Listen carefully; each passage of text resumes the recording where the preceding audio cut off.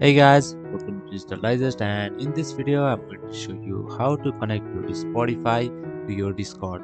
So let's get started. So the first step is to go to Discord application. So I'm just going to go to Discord website, and here click on open Discord in your browser. So if you have application, you can open the application. So alright, so once you're here on the bottom side, you can see the user settings option. Click over there. Alright, so once you're here, you can see there is an option for connections. Click over here and you can see you can connect various applications. So we are going to connect Spotify, so click on Spotify. Alright, now let's agree, and there you go, our Spotify has been connected to our Discord account.